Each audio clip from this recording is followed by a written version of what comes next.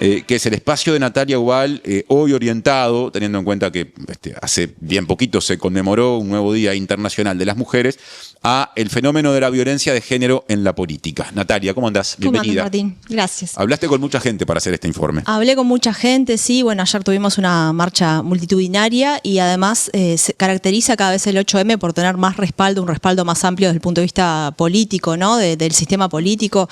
La novedad este año fue que el Partido Nacional sacó un comunicado saludando al 8M. Algunas militantes feministas dentro del Partido Nacional, como Gloria Rodríguez, dirigente del Partido Nacional, decía que, bueno, que era la primera vez que el partido hacía este saludo y eso generó también algunas repercusiones en redes sociales de militantes de base del Partido Nacional un poco discrepando con ese saludo de su partido. Pero bueno, en el medio de todo eso, las mujeres políticas participaron de la marcha, realmente en una participación bastante amplia de los distintos partidos.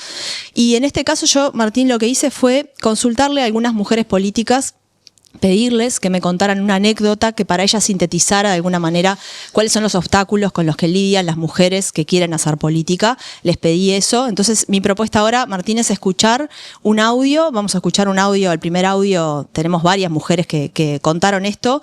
Vamos a escucharlo, vamos a después decir quién es, así hacemos un pequeño juego de que los oyentes a ver quizás adivinen, y vamos a conectar con algunos datos un poco más duros de la discriminación de género en política. Si te parece, vamos a escuchar el primer audio. Muy bien. En las dos campañas electorales yo integré la fórmula junto a Pablo Mieres y muchas personas con las que me crucé, incluso hace unos días un taxista me pasaba en el interior, en Montevideo, que alguna gente se acercaba a saludarme y me decía: usted es la de Mieres, ¿no? Usted es la señora que está con Mieres. Incluso algunas veces me han dicho: usted es la señora de Mieres. Y yo tenía que explicar que en realidad somos compañeros políticos y de partido y que integramos una fórmula presidencial. Pero lo que me llama la atención es el lugar en el que te ponen, ¿no? Que es la de la que acompaña a...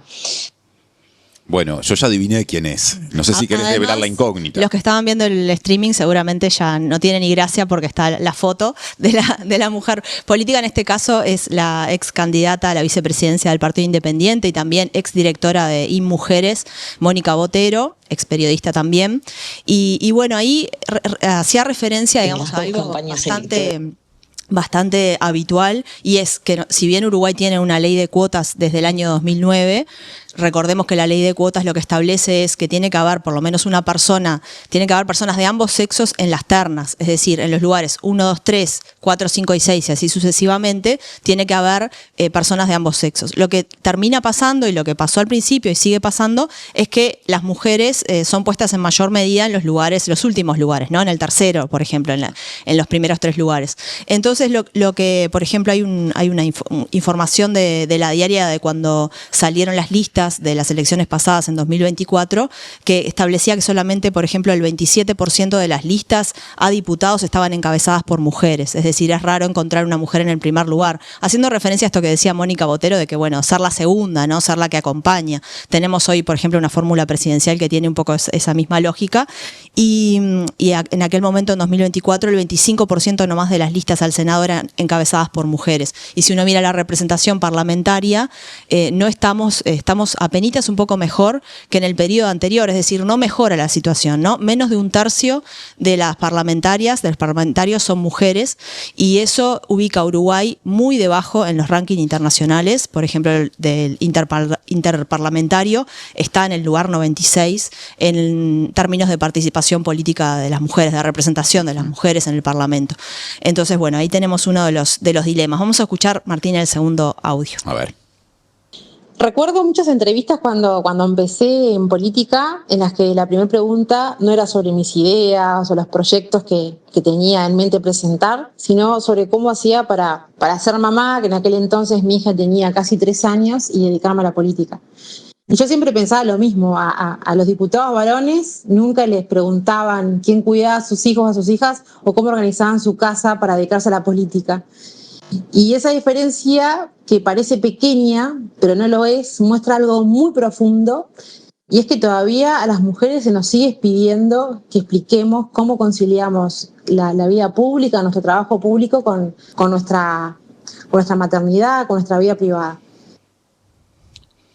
Esa es María Eugenia Rosselló, que es secretaria del Senado de la República, es diputada suplente del Partido Colorado. Fue titular en el gobierno en el periodo pasado. Fue titular en el periodo pasado y además es diputada suplente, como dije, y es secretaria general de Montevideo por el Partido Colorado.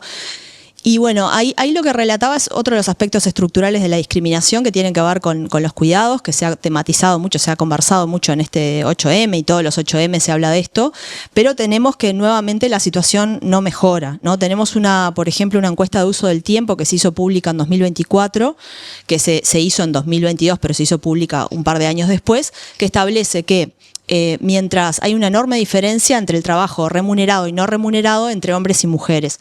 Mientras el trabajo remunerado para los hombres es la mayor parte del trabajo, ¿no? El 65% es remunerado en el caso de los hombres, el 35% es no remunerado.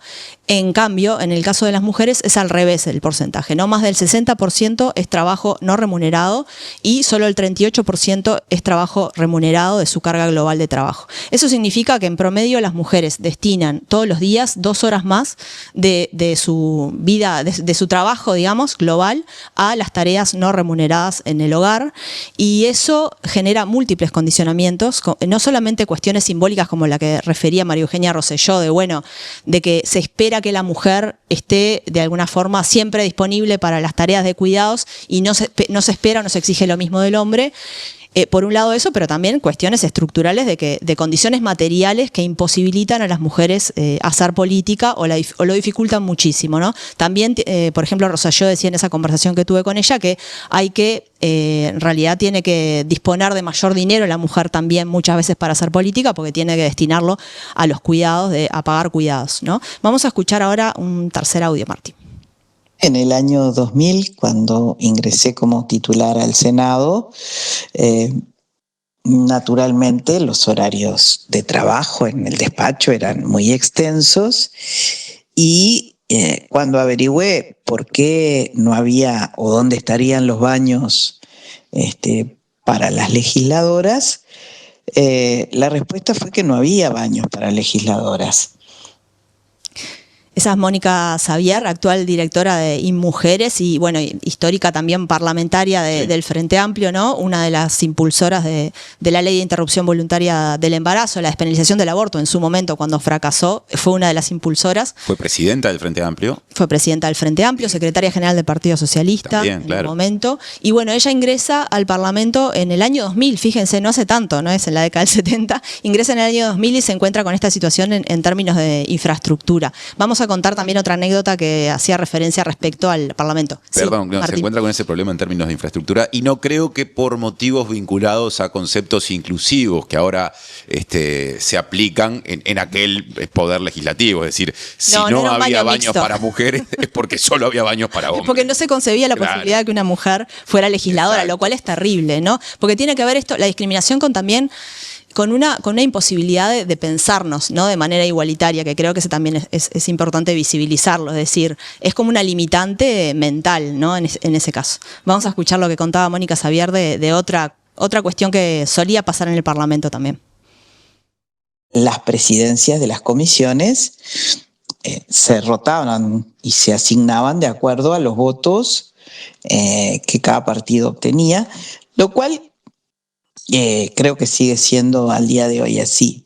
Pero en aquella oportunidad era muy difícil que a una legisladora se le otorgara la presidencia de Defensa, de Hacienda, presupuesto integrada con Hacienda o alguna de las dos por separado, o incluso de internacionales. Esas eran comisiones cuyas presidencias en general se reservaban a los varones legisladores.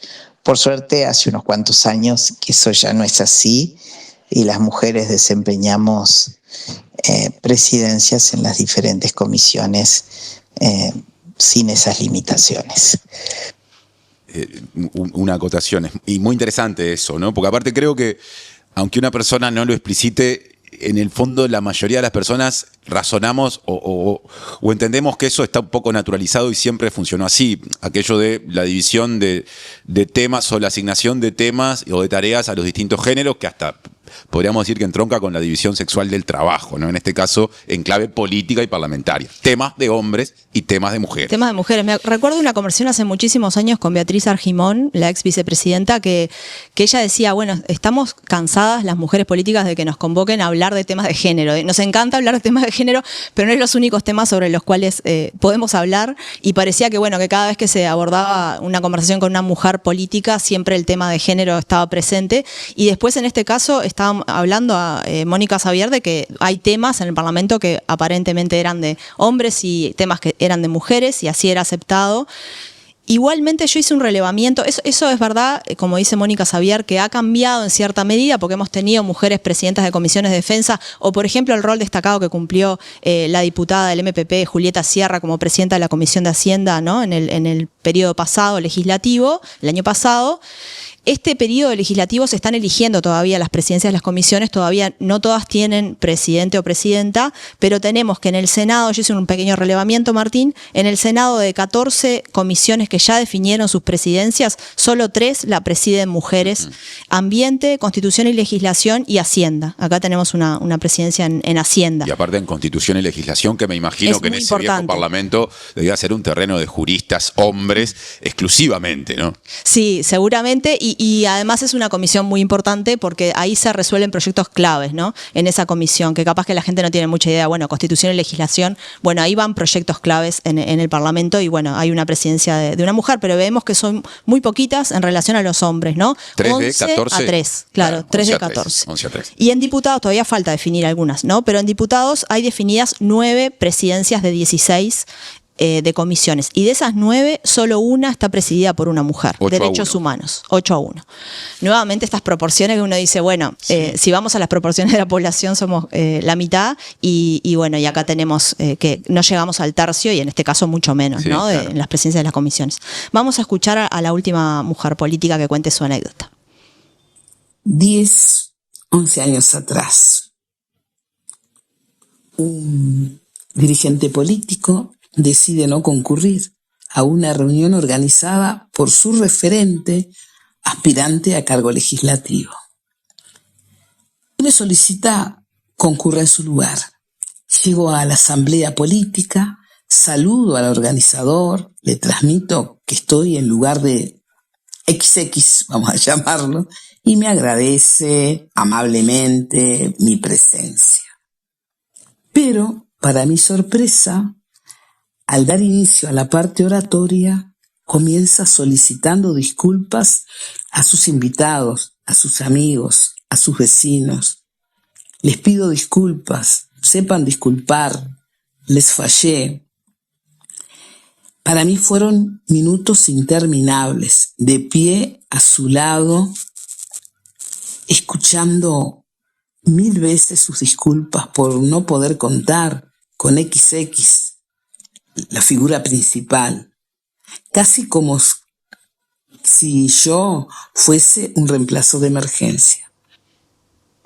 Eso pasó en un ámbito partidario, por lo que se entiende, ¿no? En un ámbito partidario, presencial, en un acto, y vamos a escuchar cómo terminó un poco esta anécdota después que transcurrió el acto, donde según Gloria Rodríguez, que es quien estamos escuchando hoy, dirigente del Partido Nacional, senadora suplente en este momento. Suplente en este momento, y también militante feminista, fue una de las impulsoras, Martín, de la ley de paridad en el periodo pasado, que no llegó a aprobarse, se aprobó en comisión, pero después no siguió el trámite parlamentario. Y bueno, vamos a escuchar cómo terminó un poco este acto. Pero al final, lo más curioso, el mismo organizador, con la mejor de las sonrisas, comentó: es buena, le gusta la política. Vamos a invitarla a que se sume al grupo, y menciona a su esposa, que vienen trabajando y colaborando acá en el comité. Y ahí entendí algo. A veces la violencia política hacia las mujeres no es un grito ni un insulto. A veces viene envuelta en un comentario amable que intenta reducir tu trabajo político. Y eso, justamente eso, es también parte del problema que aleja a las mujeres, principalmente a las mujeres jóvenes que no están dispuestas a que se las ponga a prueba desconociendo su formación y méritos propios. Bueno, acá tenemos otro componente, el último, Martín, de los que quería mencionar, que tiene que ver con, sobre todo, la violencia simbólica, ¿no? Que es lo que hace referencia Gloria Rodríguez en este caso.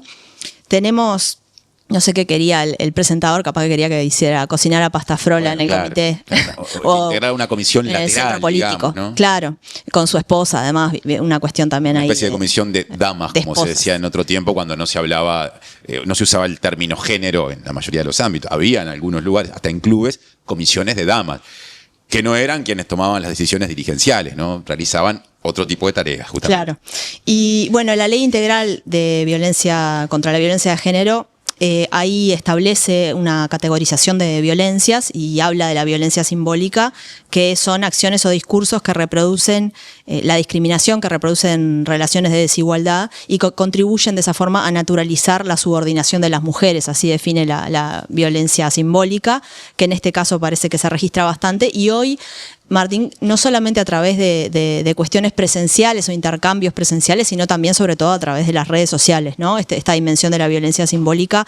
Hay un estudio que, bueno, ya es un poco viejo porque es el relevamiento se hizo en 2019-2020 sobre la violencia digital hacia las mujeres políticas uruguayas, que establece que más de un cuarto de los mensajes que mencionan a mujeres políticas uruguayas son violentos. Fue un estudio presentado por ONU Mujeres. Y como decía, realizado en 2019-2020, y además se vio otro patrón o característica, es que la violencia hacia las mujeres políticas, a diferencia, y en general hacia las mujeres, a diferencia de las violencia hacia los hombres, que también existe, porque si uno en ese relevamiento de ONU Mujeres se vio que había casi tanta violencia hacia los hombres políticos como hacia las mujeres políticas. La diferencia son las cosas que se dicen, claro, ¿no? Las características de esa violencia, que en el caso de las mujeres está destinada mayormente a menospreciar sus capacidades y a hacer referencias a su cuerpo, ¿no? Y yo recordaba ahora, no sé si viste, Martín, hubo bastante virulencia por parte del gobierno argentino en este 8M y también de sus partidarios. Uno de ellos es el Gordo Dan, que no sé cómo definirlo, pero sería como una especie de influencer, comunicador afín al gobierno de Javier Milei. Y bueno, el comentario que tuvo para hacer del 8M es que era bueno porque por lo menos las gordas salían a caminar un rato. Sí. Entonces, bueno, esto simplemente para ejemplificar que, primero decir que es terrible que a esta altura, ¿no? de la vida estemos recibiendo ese tipo de mensajes, y por otro lado son los clásicos que reciben las mujeres independientemente de su físico, tienen que ver con, bueno, si es gorda, si es fea, ¿no? Y ese tipo de violencia que apunta más a la persona. En el caso de los hombres, por ejemplo, apuntan más a sus ideas o a su gestión, y en el caso de las mujeres está dirigido a su físico mayormente y a menospreciar también su capacidad intelectual. Sí, en el caso del gobierno argentino, aparte hay una estrategia política de tener una especie de paradirigencia, ¿no? O de tener parajerarcas, o sea, personas que en realidad formalmente no tienen, por lo menos que se sepa, no falta quienes dicen que los hay y que eso hay que investigarlo, vínculo con el gobierno, pero que son fundamentales como polea de transmisión de las ideas del gobierno, por ejemplo, con su trabajo en redes sociales, donde son influencers que le llegan a muchísima gente. En el caso de, si no me equivoco, Daniel Parisini, que es el que aparece en la red social X como Gordo Dan, además es streamer, en una plataforma de streaming muy alineada con el gobierno de Milei, y claramente levantan ese discurso en un momento de la Argentina en el que se ha perdido cualquier freno mínimo, con mínimos criterios humanos ante ese tipo de descalificación, ¿no? Es un ejemplo extremo de estas otras formas de violencia que de momento son las que más identificamos en Uruguay, pero nunca digas nunca, ¿no? Como lo demuestra Argentina, que hace 10 años en general tenía en torno a estos temas, expresaba a través del gobierno incluso una sensibilidad muy distinta a la que ahora se instaló. Claro, igualmente, no, por suerte a nivel de las élites políticas, el sistema político en general no predominan estos discursos, pero si uno miraba los comentarios a la marcha del 8M en Uruguay en redes sociales, iban un poco por la misma línea, Martín, lamentablemente, muchos de ellos, que algunos sí tenían pinta de ser bots o lo que sea, o trolls, pero otros eran personas físicas identificables que estaban, por un lado, como te decía, a veces cuestionando las decisiones de sus partidos, de la cúpula de sus partidos, y en otros casos directamente atacando a la marcha de ayer, ¿no? Cierro la columna, Natalia, compartiendo un mensaje de los que han llegado desde la audiencia. Escribió Roger, poniendo ejemplos de cómo algunas de las dificultades que las mujeres políticas señalaron también están presentes en otros ámbitos donde hay mujeres, por ejemplo, los laborales por fuera de la política. Dice año 84 u 85, estamos hablando del Uruguay que salía de la dictadura o recién se reencontraba con la democracia. Una empresa de vestimenta atraviesa un conflicto con ocupación y el primer reclamo era baños para las compañeras con agua dentro del mismo, porque en ese tiempo no estaba previsto que pudieran tener algo tan básico como eso. Simplemente un ejemplo que nos lleva al mundo de las condiciones de trabajo, donde seguramente también la lista de privaciones y de discriminaciones y de falencias sea hoy, no ya en el 84 o 85 y en este país muy extensa. Habrá que seguir. Exactamente. Muchas gracias, Natalia. Nos vemos, Martín.